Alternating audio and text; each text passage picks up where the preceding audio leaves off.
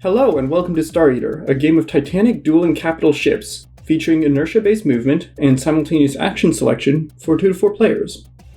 In Star Eater, each player commands a hulking capital ship, customized with a mixture of beam weapons, cannons, torpedoes, point defense, and a contingent of small fighter craft. Commanders choose their actions simultaneously, but these ships are heavy. Each movement builds a momentum. Commanders will need to predict their opponents' actions in the short term while balancing their own ships' long-term movement. The first player or team to strike their enemy's weak points and destroy their capital ship is the winner. Setup. For your first game, I'd recommend a 2 to 3 player game with one of the following loadouts. These starter loadouts have the following playstyles. The LeMay Gilgamesh covers a board with projectiles from its double broadside cannons and a heavy main cannon. The Free Planets Alliance Widower's Lament is a slippery vessel with lots of homing torpedoes. The Uniset Prosperity disables and rams ships to death with its armored prow and special ability. Gather all the listed components and set up each player equally distributed around the board, with each capital ship in a starting space. Place component cards, and Corvette tokens on your loadout mat. Place armor and structure tokens on your armor mat as indicated by the ship's starting health values. Take one set of 8 command cards and an engine card and put them into your hand. If you would like to play the game while watching this video, you may place your Corvette's command card in slot 3 of the cooldown track, and your Defense Station's command card in slot 4. You won't need those rules for a few rounds. For your future games, check the rules for full setup instructions. Turn structure. Each round, players start with the commitment phase. Each player secretly and simultaneously sets their engine card and 2 command cards. These determine their actions for the round. Movement phase. Each player reveals their engine card, updates their ship's momentum, then simultaneously moves capital ships and then tokens. Action phase. Each player reveals their first, leftmost command card, resolves cards in priority order, then moves their cards to the cooldown track. Then all players reveal and resolve their second command card. Cooldown phase. Players pick up their engine card and all command cards in the next 0 slot, then shift all other command cards down 1 slot. Play then returns to the next round, starting with the commitment phase, and players set down new cards. Momentum and the engine card. Star Eater uses inertia-based movement, where objects in motion stay in motion.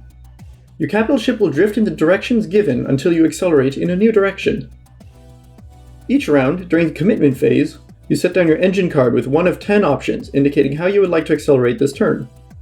Your capital ship is covered in small thrusters, allowing you to accelerate in any direction, but you can accelerate more quickly using the main engines on the back of your ship. Each direction on the engine card indicates an absolute direction you can accelerate in, which is relative to the direction on the board, not the facing of your ship. During the movement phase, you add a momentum token matching your engine card to the lowest numbered available slot on your momentum track. Slots 1 through 4 are for linear momentum, and slots 5 through 6 are for rotational momentum. The 2 forward option instead gives you 2 linear momentum tokens in the direction your ship is currently facing. The X option doesn't add any tokens. Momentum tokens which are opposites of each other cancel out and are removed.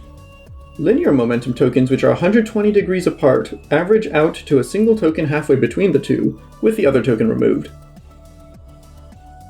During the movement phase, all players will simultaneously move their capital ship in the absolute direction indicated by the token in momentum slot 1, then slot 2, slot 3, all the way up to 6. If capital ships overlap at the end of a movement step, they collide. In general, collisions deal damage based on the faster ship's speed. Full rules are included at the end of this video. After capital ship movement, players move all cannon tokens, then torpedo tokens, then corvettes, with the exact rules to be covered later. Momentum tokens remain on the track between rounds, so ships will repeat this movement every turn until it is cancelled out. As a gameplay note, because of rotational momentum, if you spend a turn to start rotating, you will likely need to spend a future turn to cancel out that rotation. Command cards and components. Most command cards are associated with specific components of your ship, located in specific armor zones. While every ship has the same commands available, the exact behavior depends on your ship's loadout. Each ship has its own main weapon, broadside weapons, hangars, point defense, and special ability component cards.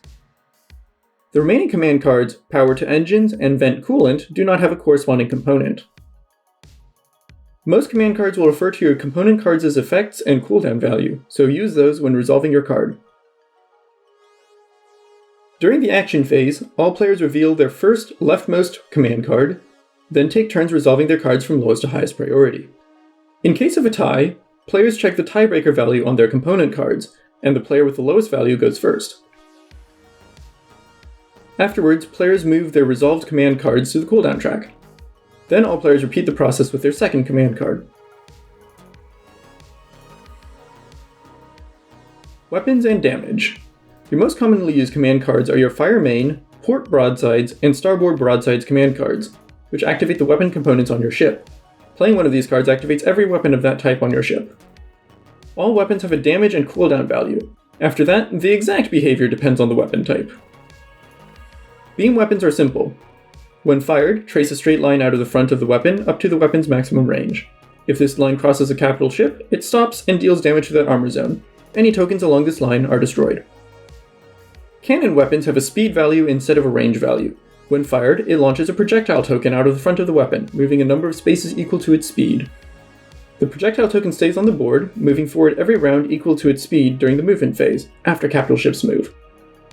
When they hit capital ships, they deal damage and are removed from the board. Projectiles will pass through and destroy any torpedoes or corvettes they move into. Projectiles destroy each other if they move in opposite directions or end their movement on top of each other, and otherwise they pass through other projectiles. Torpedo weapons are homing and will follow enemy capital ships. Like a projectile, when fired, they move forward a number of spaces equal to their speed. Unlike a projectile, each time the torpedo moves forward one space, it will turn towards enemy capital ships with the following homing algorithm. If there's an enemy capital ship directly in front, it does not turn. Otherwise, it checks to its left and right, and if there's an enemy capital ship along either line, it turns to face that ship. The torpedo will repeat this process for every step of its movement. It will continue moving up to its speed during future movement phases, after projectile tokens, until it is destroyed. Torpedoes will destroy themselves and any corvettes or torpedoes they end their movement on top of, but otherwise can pass through corvettes and other torpedoes. Torpedoes also have an evasion value which determines how hard it is to shoot one down. More on that in the next section.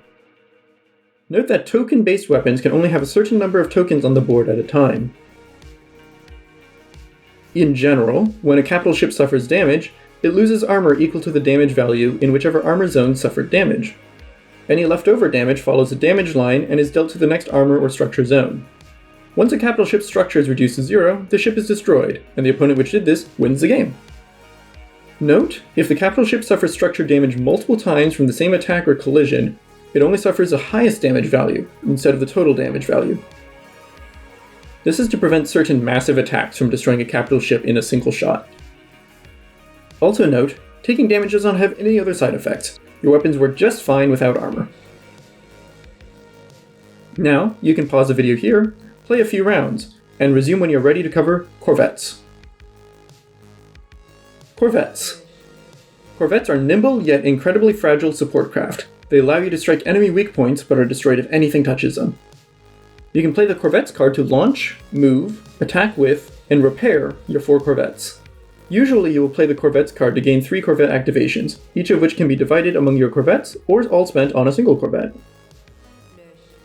It costs 2 activations to launch a corvette.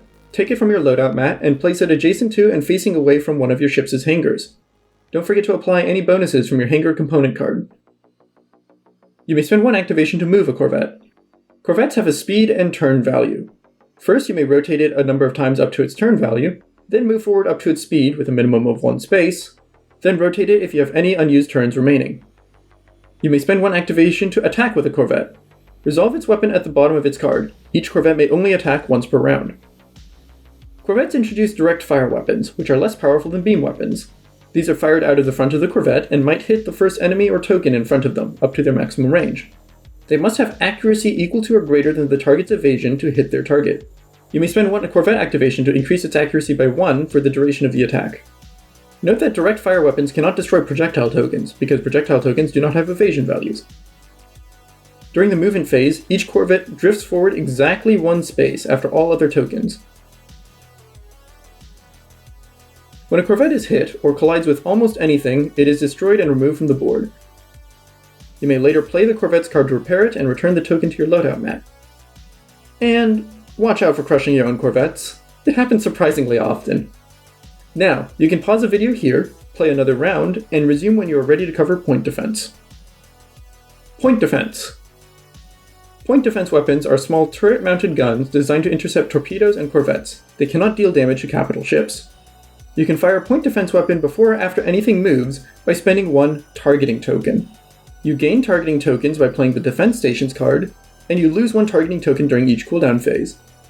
Therefore, it's generally best to play defense stations right before you need to fire point defense.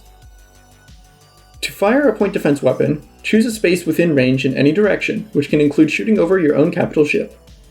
Any corvette or torpedo token in that space, with evasion less than or equal to the weapon's accuracy, is destroyed. You may spend additional targeting tokens to increase the accuracy for point defense temporarily.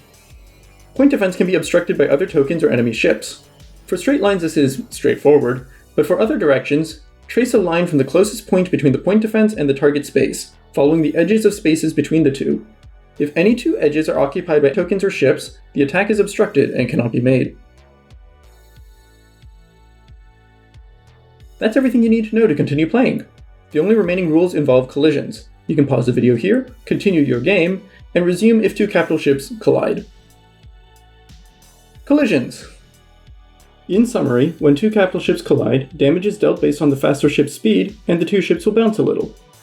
As a reminder for tokens, projectile and torpedo tokens deal damage when they touch a capital ship, regardless of who owns a token. Corvettes are destroyed. Alright, ready? When 2 capital ships overlap, they suffer either a linear or rotational collision, depending on the type of movement being resolved. Pause the game and resolve the following in order. First, count the number of tokens of that type on both ships, and get the bigger number of the 2. This is the damage total. For linear collisions only, ignore pairs of momentum tokens which are in the same absolute direction on both ships. Second, both ships suffer this damage to every overlapping armor section. Third, reverse the movement step which causes collision for both ships. Fourth, remove the last momentum token of this type for both ships. Fifth, exchange all momentum tokens of this type between both ships. For rotational collisions only, also flip all the exchange tokens. Then resume movement. Don't worry about remembering all of those steps. You can check the rulebook or a reference card for reminders during the game. Lastly, for capital ship collisions with the edge of the board, instead of moving the ship off the board, remove the momentum token that would do so and suffer 2 damage to all armor zones adjacent to the edge of the board.